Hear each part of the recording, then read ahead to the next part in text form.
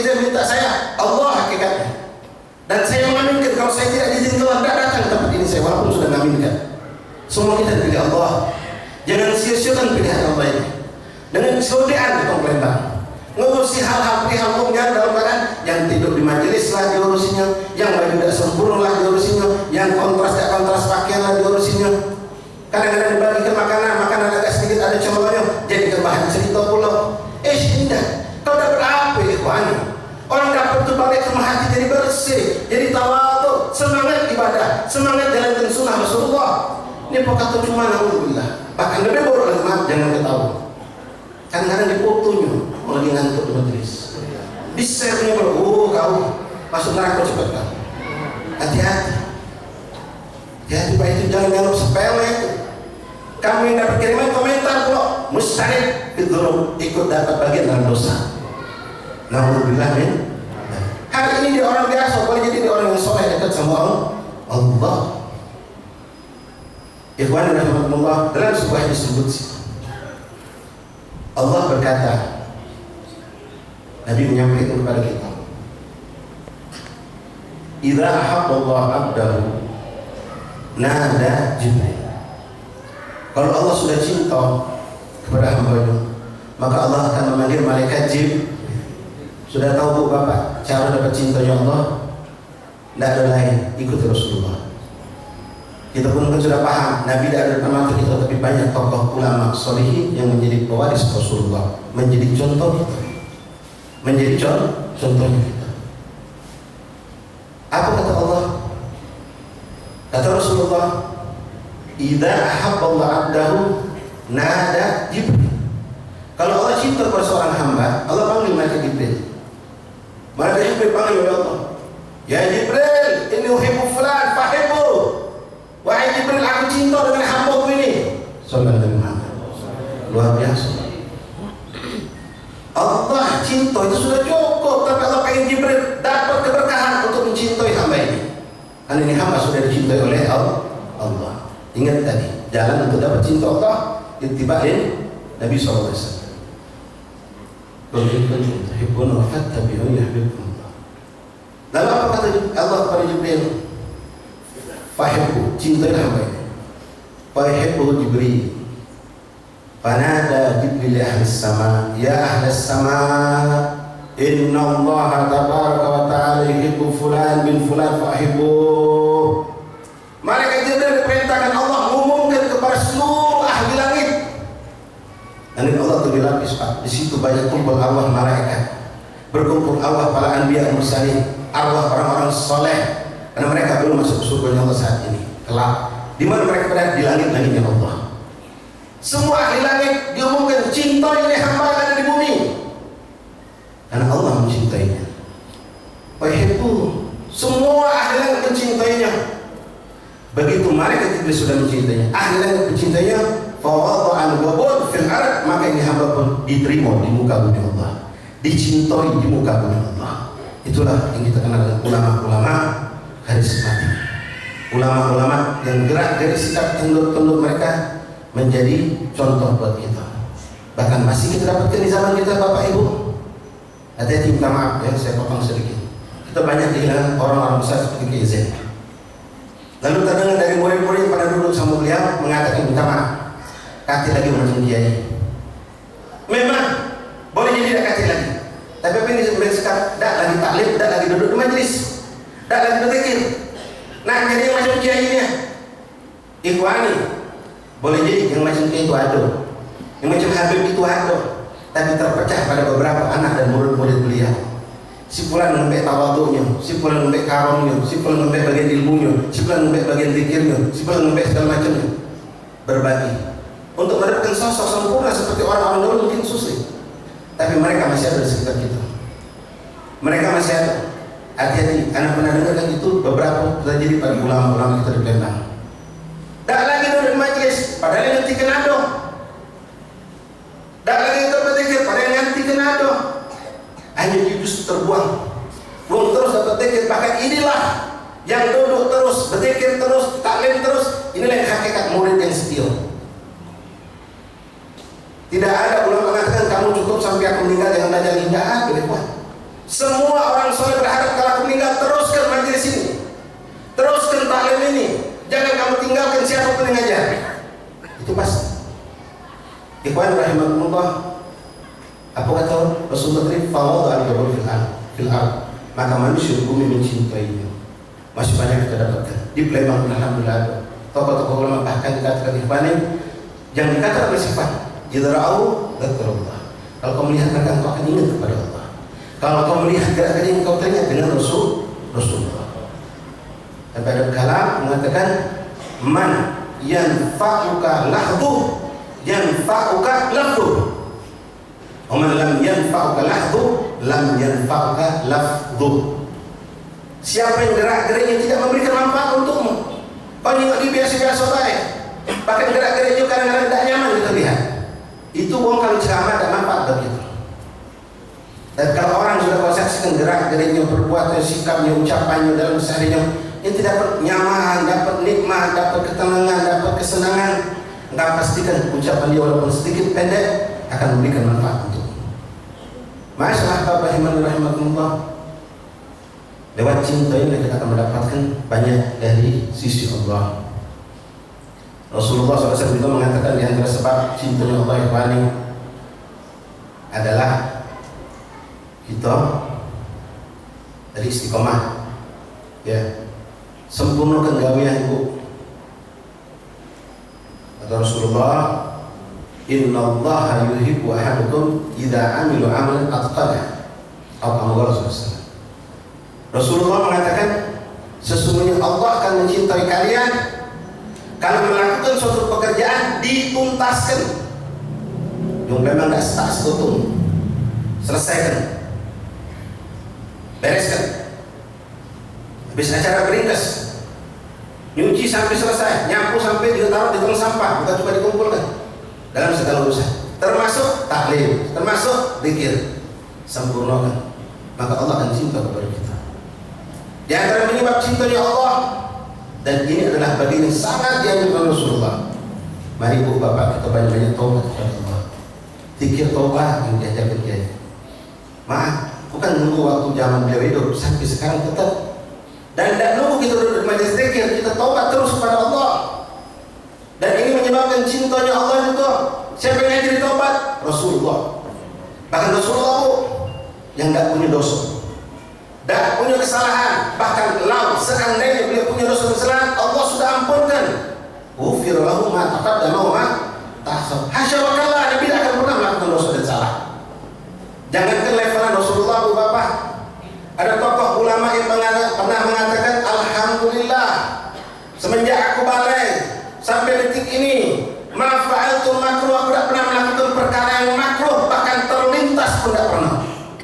Sallallahu alaihi wasallam. Ini luar biasa. Bu Bapak rahimakumullah, taubat. Innallaha yuhibbul tawwabin wa yuhibbul. Nabi ngajarkan, Nabi ngomong, aku dah kurang 70 kali dan 100 kali beristighfar dalam sehari. Padahal beliau dah punya dosa. Lah kita yang banyak dosa itu. Tapi tadi banyak amalan memang yang membuat kita pengampunan dosa dari Allah. Tapi ingat, dosa besar tidak bisa dibersihkan dengan amalan seperti itu. Harus dengan taubatan nasuha. Bu Bapak, kadang-kadang dosa pernah kita lakukan itu sekedar sebab Allah pengen kita dicintai.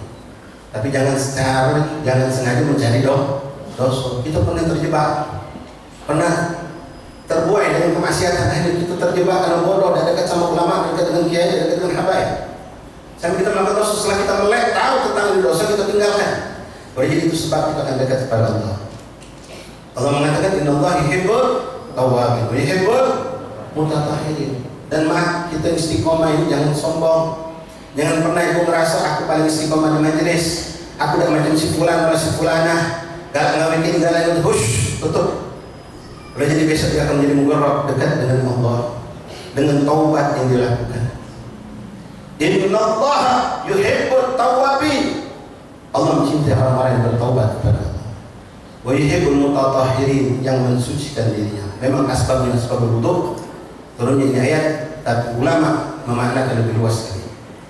Ikhwan rahimakumullah, Nabi Musa pernah bertanya kepada Allah, Ya Allah, kaifa tulabbi 'abdik idza waqif tahta babik yunadi ya Allah wa huwa 'asi wa huwa ahli ma'siyah. Ya Allah, bagaimana engkau menyahut panggilan hambamu yang ini orang pendosa, tukang maksiat, lalai kepadamu, melanggar syariatmu, tapi dia kembali ke pintumu dan berteriak memanggil namamu ya Allah. Apa kata Allah? Ulabbi nida abdi, kan ku sahut, ku jawab panggilan hamba yang berdosa, tapi kembali ke pintuku. Labbaik, labbaik, labbaik ya abdi. 3 kali. Nabi Musa takjub, segitunya Allah menyahut.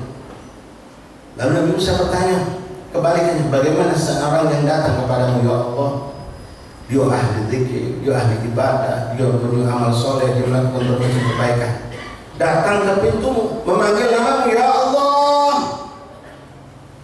Apa kata Allah pada Nabi Musa? Ulabbi nida abdi labbaika ya abdi. Cuma sekali. Ucapkan kata Allah panggilan hambaku labbaik, tapi sekali Pak. Bingung Nabi Musa. Ya Allah, kenapa ini terjadi seperti ini? Bukankah yang lebih pantas orang-orang beramal baik itu yang memanggil namamu ya Allah? Kau sahut 3 kali labbaik, labbaik, labbaik ya abdi.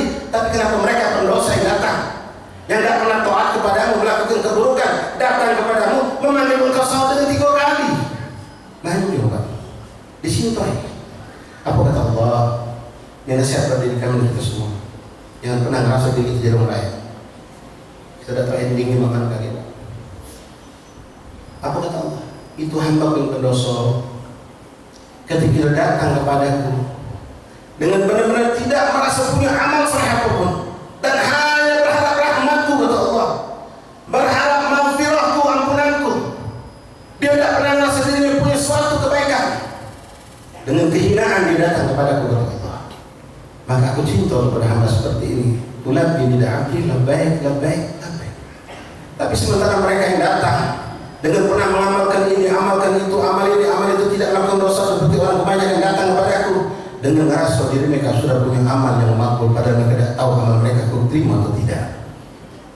Mereka merasa lebih baik daripada orang lain, padahal mereka lebih hina di hadapanku daripada orang lain. Sallu ala Nabi Muhammad. Ma'asyiral ahbab rahimani rahimakumullah. Sudah jam 10.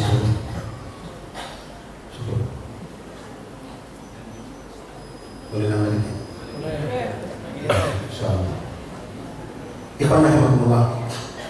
Bu bapak ini banyak sekali. Bagi yang lama dulu semua, saya yakin mungkin itu sebuku amalan-amalan. Yang kita yakin ulama kita baik habaib baik kiai itu ngambil amalan-amalan dari guru ke guru sampai kepada Rasulullah. Di antara itu kalimat zikir. Ini yang saya sering sampaikan. Beda kita sama ulama, sama orang soleh itu masalah keyakinan. Gotip sama, kamu maco, bung dulu maco juga. Gotip ada, kamu maco, bung dulu maco juga. Tapi kenapa kehidupan dulu lebih baik daripada kita? Kita cuma selepas maco, tidak ada dok, tidak ada sambung diri kita kepada Allah.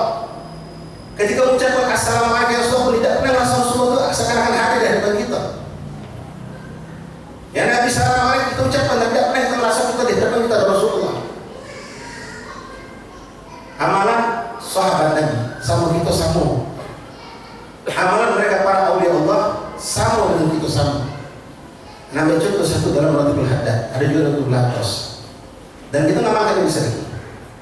Kalimat zikir Bismillahirrahmanirrahim la yadurru ma'asmihi syai'un fil ardi wa la fis sama'. Siapa yang ngajar itu? Rasulullah. Imam Haddad, para habaib, para kiai ini bukan buatan daerah. Ngumpulkan cuma orang yang bodoh katakan wah itu bid'ah. Tak ada orang berzani zaman Nabi dari kepengaruhan bodoh mereka. Dodo, kau paham tak apa yang Nabi baca oleh adik kita berzani? Tak paham, pantas. Tak tahu ini baca tidak keluar dari cerita Rasulullah. Dari sebelum lahir sampai perjuangan hidup sampai wafat Rasulullah. Memuji, mengagungkan yang sudah dipuji diagungkan oleh Rasulullah. Dalam hadis Nabi mengatakan, siapa yang baca itu zikir Bismillahirrahmanirrahim la yadurru ma'asmihi syai'un fil ardi wa la fis samaa'i was samiul alim lam yadurru syai', la yusibu syai'. tidak akan menimpanya suatu keburukan, tidak akan datang ke sesuatu yang berbahaya untuk dirinya. Ini sunnah Rasulullah. Di zaman sahabat agung Sayyidina Umar bin Khattab radhiyallahu anhu, beliau mengutus pasukan perang. Pasukan perang itu dipimpin oleh Sayyidina Khalid bin Walid radhiyallahu ta'ala anhu, sahabat Rasul ajma'in. Mereka diutus oleh Sayyidina Umar untuk memanggil suatu kelompok, Pak. Kelompok orang kafir yang enggan masuk Islam, akan mengganggu umat Islam. Kelompok ini kuat, Bani ini suku ini kuat, setiap perang tidak pernah kalah. Kenapa? Mereka punya racun yang mereka gunakan dalam perperangan. Tumul qatil, seperti katakan, racun yang mujarab, yang membunuh.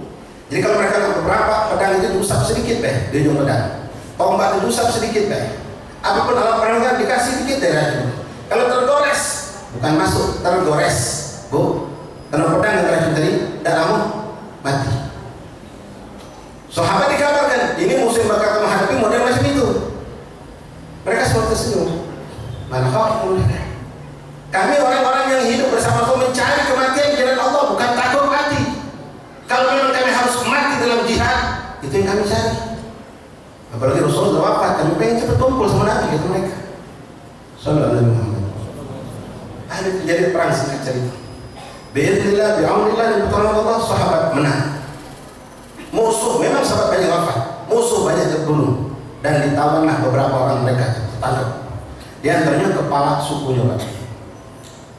Begitu dikumpulkan, ditawari masuk Islam. Enggak, tetap tidak mau, karena sudah kalah, sudah jadi tawanan, dan tidak dipaksa oleh Rasulullah. Sahabat pun mengikut Nabi, tidak pernah maksa orang masuk Islam. Akhirnya sudah kalian lihat di samping sini, Bu, di bahasa kita ada ponjen kecil dari kulit seperti gerbang.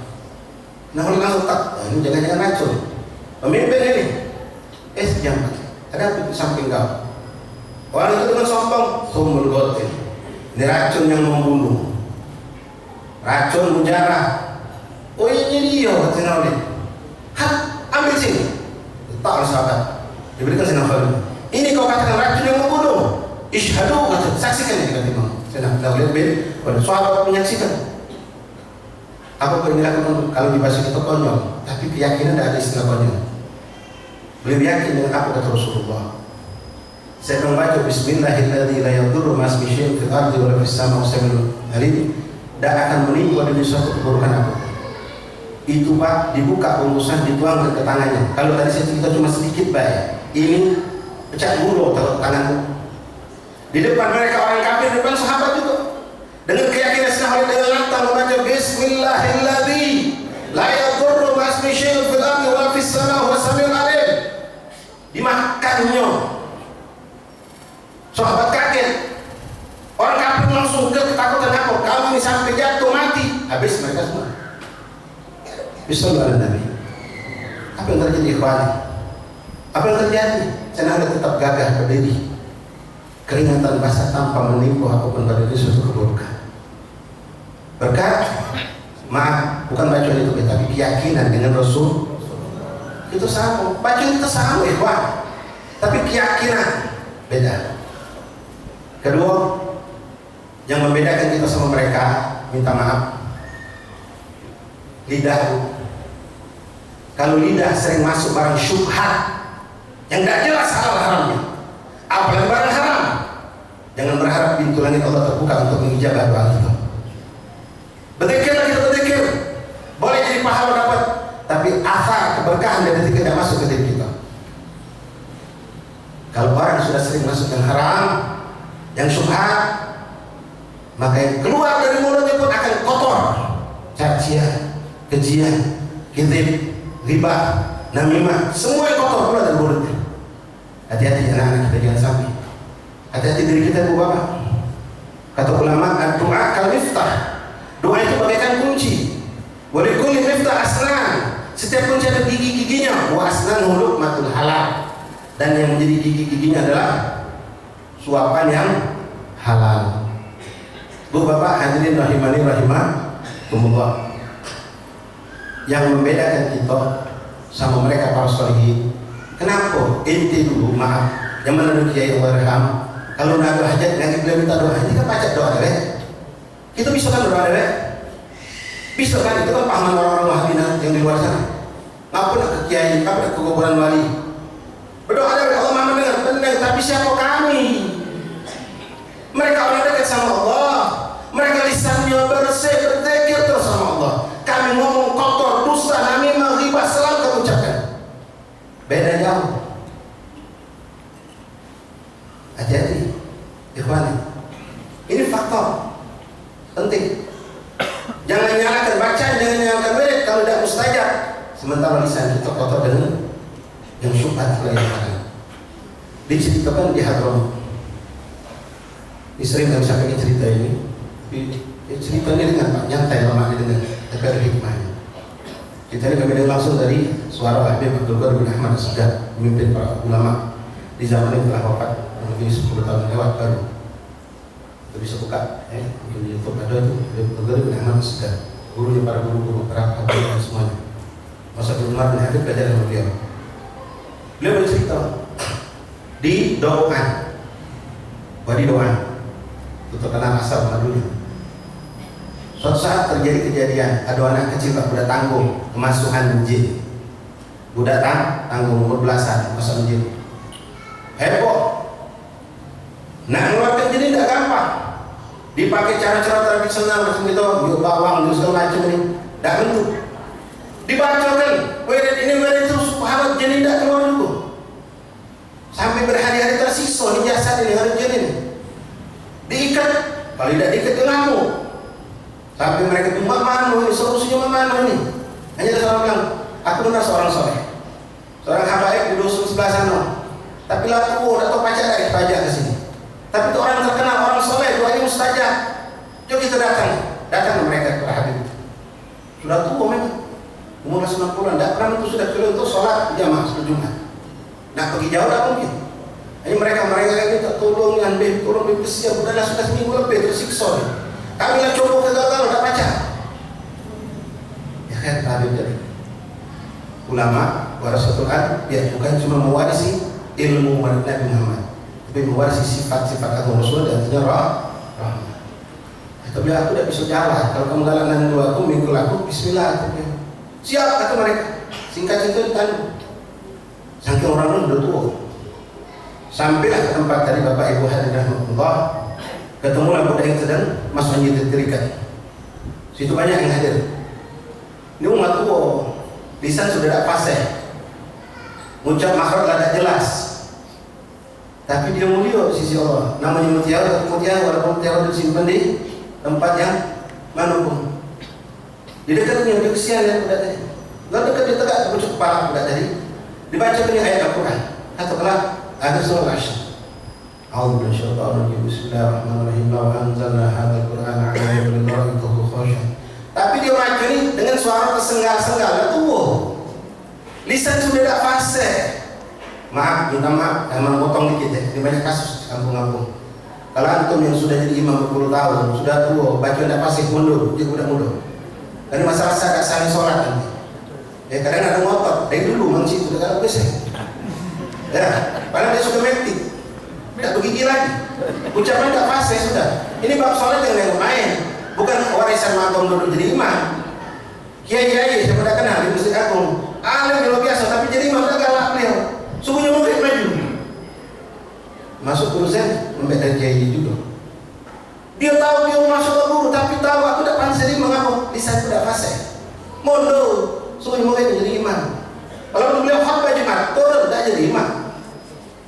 Balik cerita tadi Iwan, ini orang udah tua, nafas sudah tersengal-sengal, maco ayat itu sudah makhluk tidak jelas, tapi selesai. Begitu selesai, ditiupnya udah dari, oh bismillah, keluar dari sini.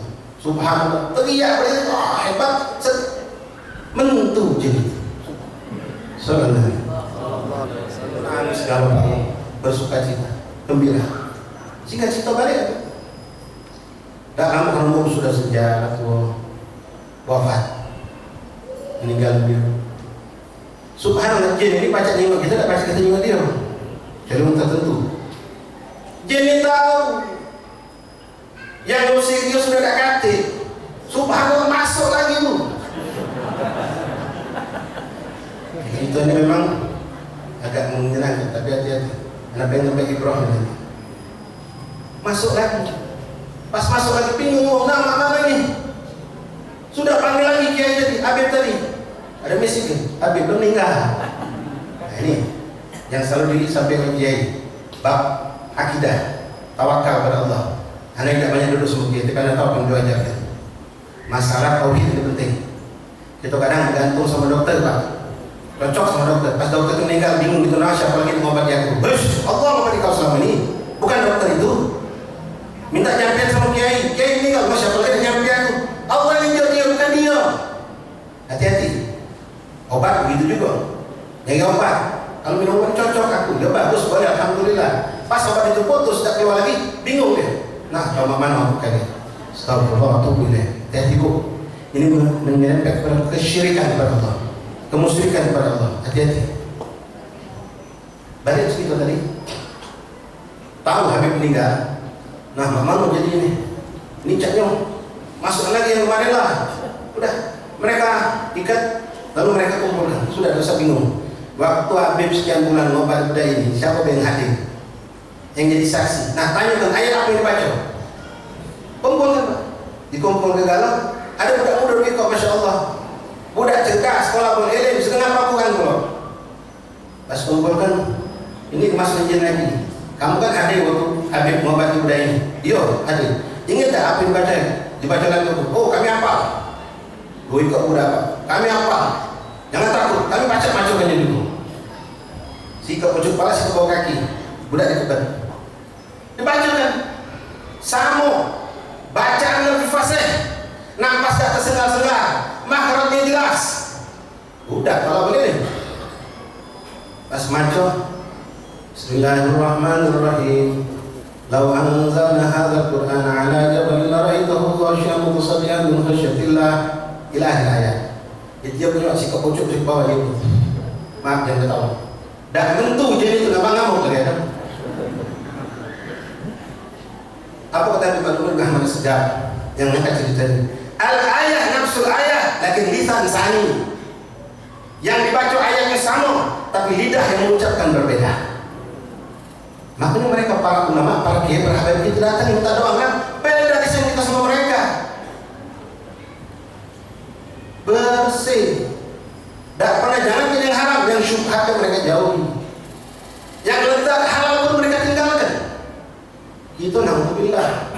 Di zaman Rasulullah, ini dia dalam kitab, ada dalam kitabnya di sana Al-Mu'awanah. Bagaimana waroknya mereka para sahabat. Kami dihadapkan dengan 70 perkara, macam inilah makananmu. 70 itu dihadapkan kepada kami. Lalu disampaikan kepada kami, hati-hati ada sikok yang haram. Tapi tidak dimereki, tidak ditandai.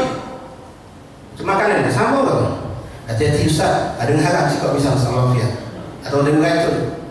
Apa kata mereka sahabat? Kami tinggalkan semua 70. Takut kan yang sikok itu. Sallallahu alaihi wasallam. Didikan siapa? Didikan Rasulullah. 70 Pak. Sikok yang haram. Saking takutnya kata yang haram, kami tinggalkan 70, kami biarkan diri kami kelaparan.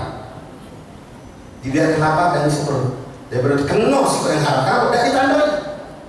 Kalau kita sebaliknya kan 70 ini haram galau. Sikok yang haram. Masih berani kita kalau beda kali sikok gitu. Nasallallahu alaihi. Hati-hati hal haram ini bukan masalah sepele. Ya, minta maaf nih, panjangan, maaf Ustaz. Banyak yang sampai ke sebenarnya. Mungkin jadi banyak terlalu sulit. Ya, dalam lagi pilkada, melihat hati-hati siram-siram ini.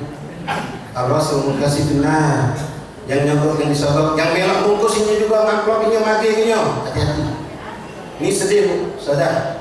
Kalau dulu minta maaf yo, tidak mau di sini. Yang mandi kita ini ekti biasa kewe. Ini di masjid sudah mandi gitu kok. Di Palembang berkaca dari pilkada kemarin. Hati-hati Pak, haram hukumnya. Jangan dicokok. Jangan dicokok. Duit itu kamu beli untuk sholat, beli mengkena, beli pakaian untuk sholat.